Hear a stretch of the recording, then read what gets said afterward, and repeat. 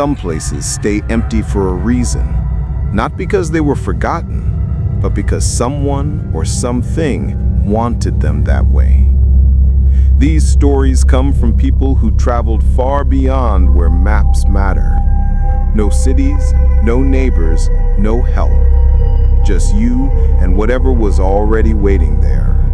Story 1. The Ghost Town in Nevada.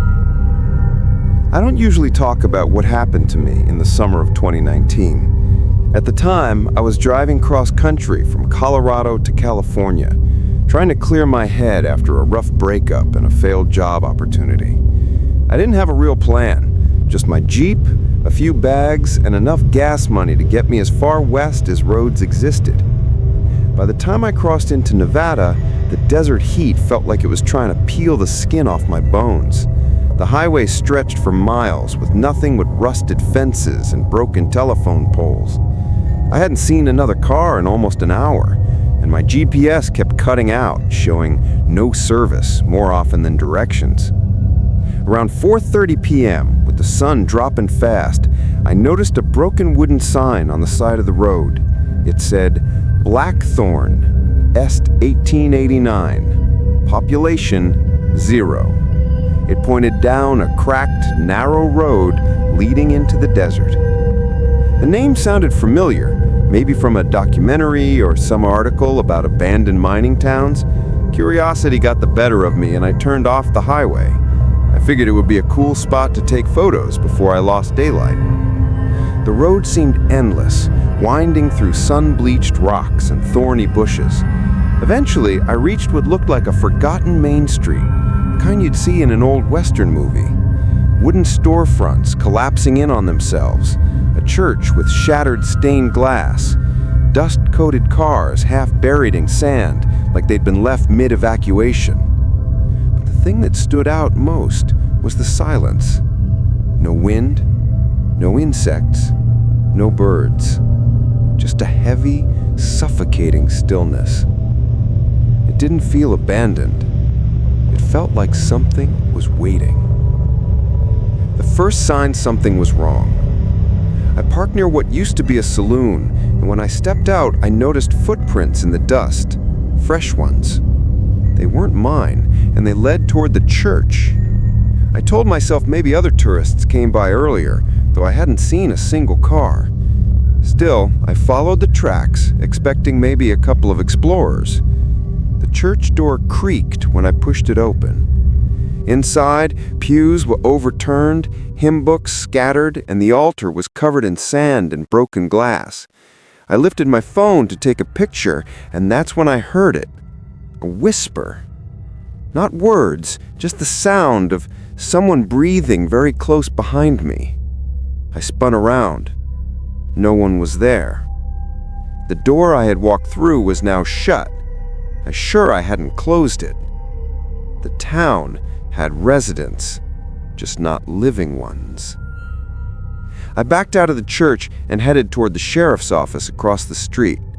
A rusted cell door swung back and forth inside, squealing as wind finally picked up. That's when I noticed something carved into the wood above it. It said, "We never left." I first thought it was graffiti, teenagers or scavengers, but the wood looked old, like the carving had been there for decades.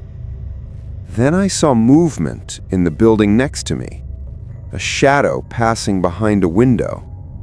This time it wasn't just the trick of the light. Someone was in there watching me. I called out, "Hey, hello, I'm just passing through." No answer. Instead, I heard footsteps running across the wooden floor inside, then stopping abruptly. That was enough. I headed back to my Jeep to leave. When I reached it, every door was wide open, not unlocked, fully open. My backpack, food, and clothes were thrown across the dirt like someone had tossed them out. I hadn't heard a single sound while it happened, and this town was too silent for someone to move that fast without being heard. Something was wrong. Night falls in Blackthorn. The sky turned dark faster than it should have, like someone dimmed a switch. My headlights flickered when I started the engine, but the Jeep wouldn't move, like the tires were stuck in sand. Then the radio switched on by itself. A man's voice crackled through static. "No one leaves after sundown." I froze.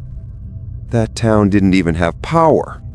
I slammed the gas again, rocking the Jeep free. When it finally lurched forward, I saw silhouettes gathering around the edge of the street, at least 8 or 9 of them, standing perfectly still. None of them had faces, just dark, human-shaped shadows. As I drove, they stepped onto the road, blocking it. Then one of them moved closer, slow, dragging feet like it was learning how to walk. I swerved around them, nearly hitting a broken telephone pole, and sped down the dirt road. But when I checked my rearview mirror, they were running after me. Not stumbling, not limping, running, fast enough to keep up. Their shapes stretched unnaturally in the headlights, like shadows trying to detach from bodies that no longer existed. I didn't look again. I just drove until I hit pavement and then kept going until I saw the highway lights from a distant town. Only when I passed the county line did my phone get signal. Time, 3:17 a.m. I had been there for almost 10 hours. It felt like 2. The aftermath. When I finally stopped at a gas station, I told the clerk I got lost near an old place called Blackthorn. His face went pale immediately. He said, "People around here know better than to go there. Miners died in a cave-in back in 1902. They say the whole town stayed behind to bury them and never climbed out." He paused and then added, "and never climbed out." I tried searching the name online later. No results. Not a single town registered under Blackthorn, Nevada. It's like it never existed. But sometimes, late at night when I drive, my radio crackles with static, and I hear that same voice. No one leaves after sundown. Story 2. The logging camp in Oregon. I used to work seasonal jobs to get away from people. National parks, trail maintenance crews, remote ranger stations. If it was far from civilization, I signed up. In 2021, I took a contract job deep in the forests of Oregon, helping dismantle old abandoned logging structures and clear paths for new conservation routes. Most of the crew camped in a designated base camp near a river, but I volunteered for the northern sector, closer to the mountains, because it meant fewer people, more isolation, and better pay. No one else wanted that area. They said the GPS didn't work up there, and compasses had a habit of spinning in circles. I thought they were being dramatic. Turns out, they were being generous. The camp that shouldn't have been there. On my 3rd day, I hiked deeper into the pine forests, following a tree line that hadn't been touched in decades. Half the trunks were scarred with long, deep cuts, like someone had taken access to them but never finished the job. Around noon, fog rolled in fast. Oregon fog is thick, but this wasn't just mist. This was white walls closing in from every direction. Trees disappeared 5 feet away. When the fog cleared, I realized I was standing on a dirt road I hadn't seen before, and about half a mile ahead, there were structures, tall black silhouettes rising between the trees. I thought it was one of the old camps we were supposed to dismantle. The place consisted of 5 large wooden cabins, a mess hall, a watchtower leaning dangerously to one side, and an old steam skidder, completely intact, rusted but untouched. That last part made no sense. Skidders that old should have been stripped by scrappers years ago. It looked like it hadn't been moved since the 1940s. But what bothered me most were the tools. Axes stuck into stumps, saws hanging from racks, coils of rope folded neatly, boot prints in mud, fresh ones. It didn't look abandoned. It looked paused, like the workers just stepped away for a moment and never returned. I wasn't alone. I took out my radio, tried to contact base. Static. Not weak signal, just straight white noise. I switched channels. More static. That's when I noticed movement in my peripheral vision. Someone was standing between the trees behind me. I turned fast, but whoever it was disappeared behind the fog. I caught only the outline. Tall, broad shoulders, wearing what looked like old logging suspenders. I called out, "Hey, I'm with the Forestry Service. Anyone out here?" Silence. Then a creak echoed through the camp. Wood bending under weight like someone stepped onto the porch of the nearest cabin. I slowly approached the cabin and pushed the door open with my foot. Inside was a mess hall, metal lunch pails still sitting on tables, mold growing on plates, and boots scattered on the floor like people left in a hurry. The back door slammed shut behind me, except there was no wind. Something was still working. I backed out of the cabin and headed toward the watchtower. Maybe I could get a vantage point and see where the road led. Halfway up the ladder, I heard machinery. Deep metallic grinding, like gears turning, engines coughing to life. I looked toward the steam skidder.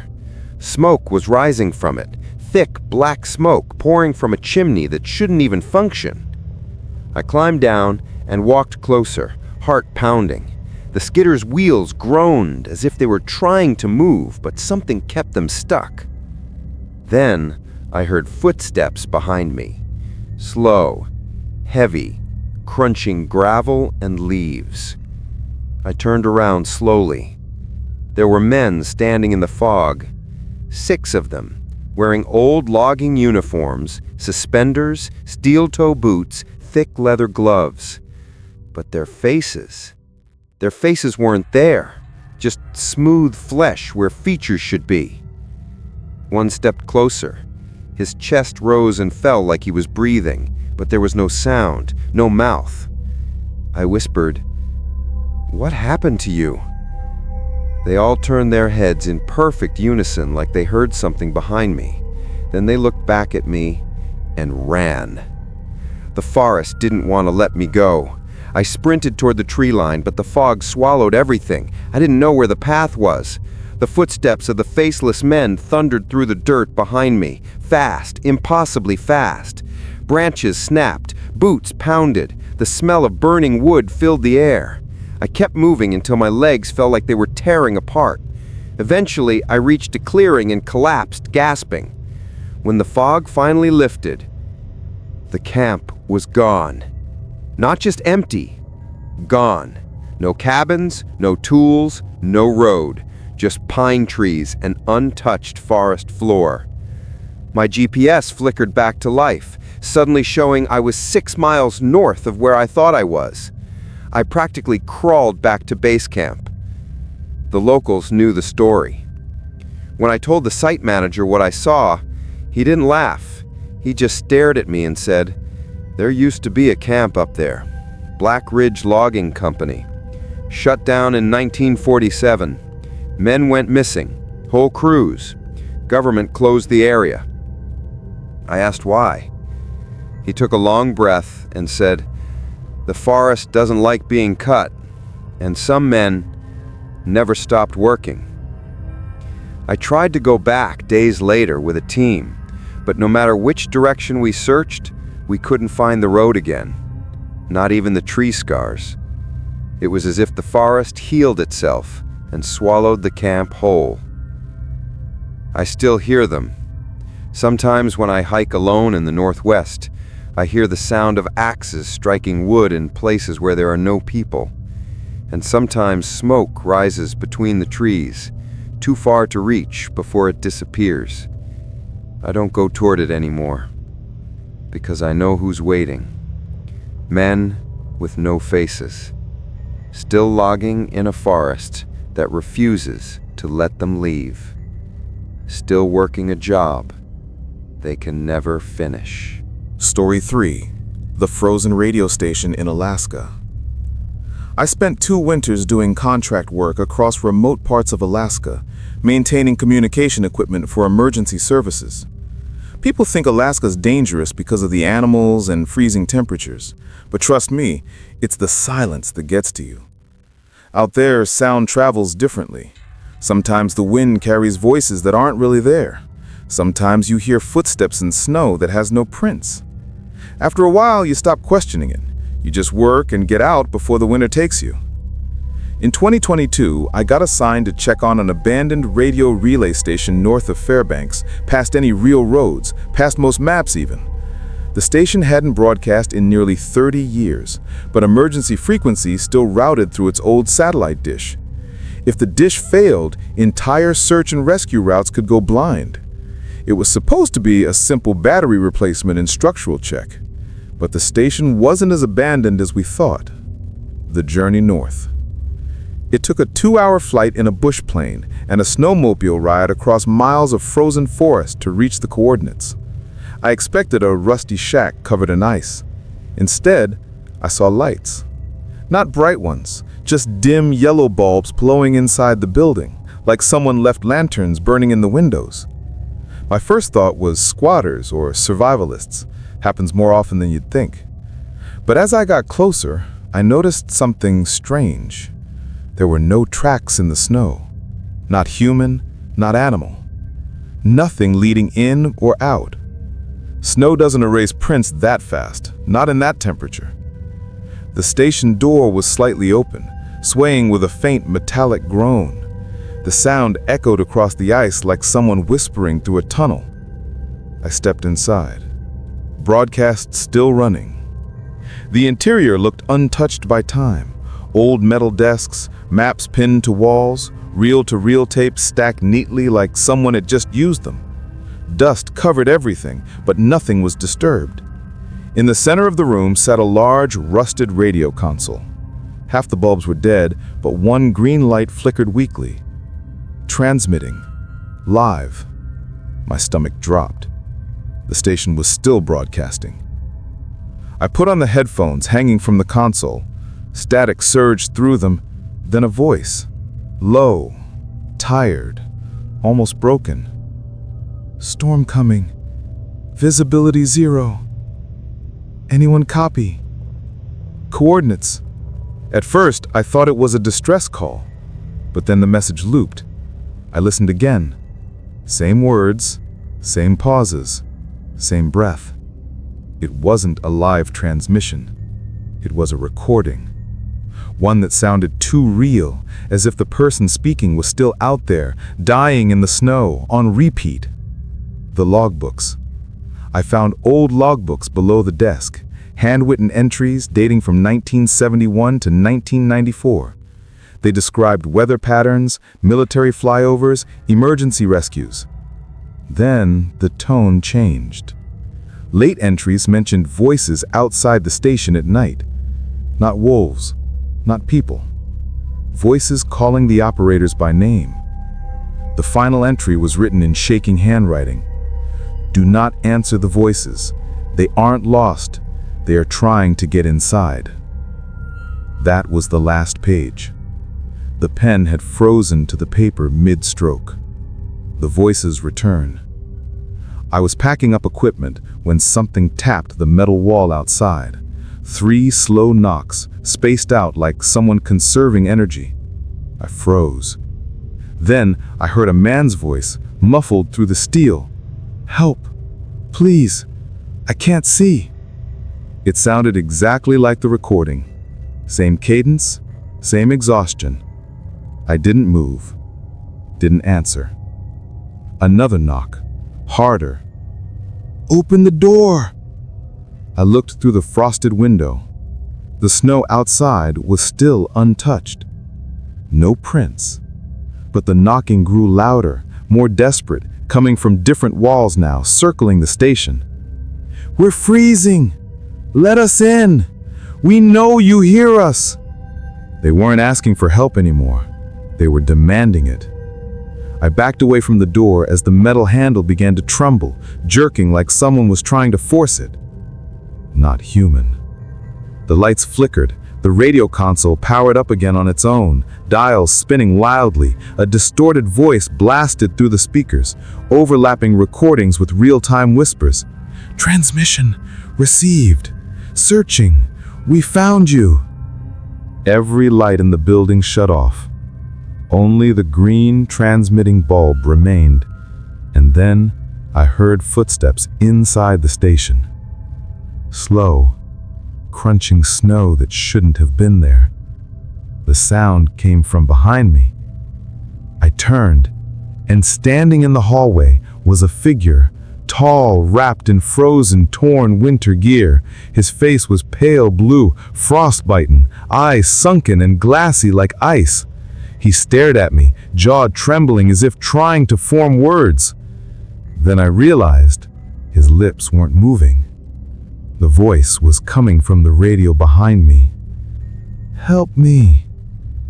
He took a step forward, boots cracking ice on the floor, but he left no footprints, just patches of frost where he stepped.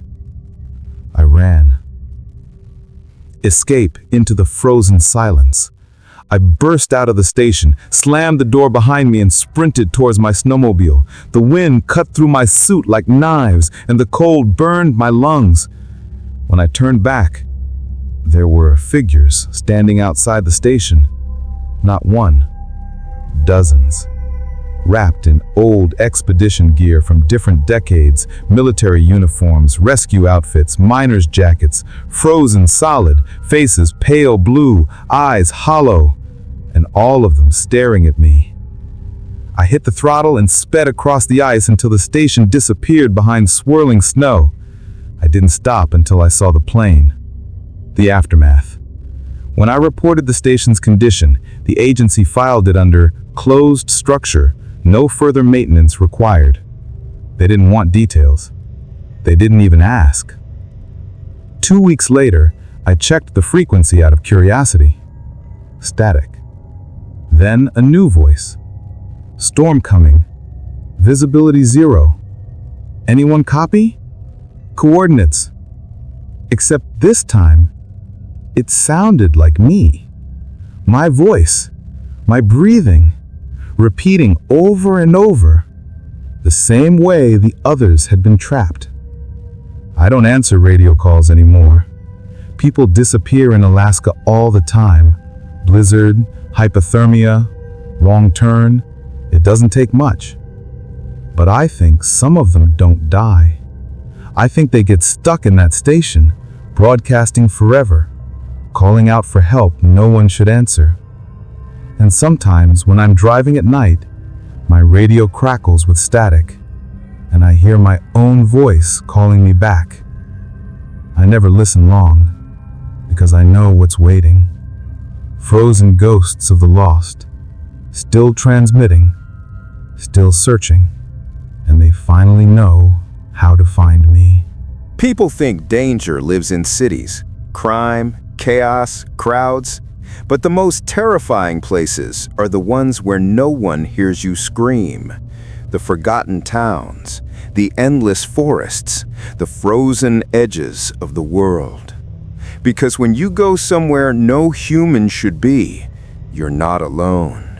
Something else is already there, and it never wants you to leave.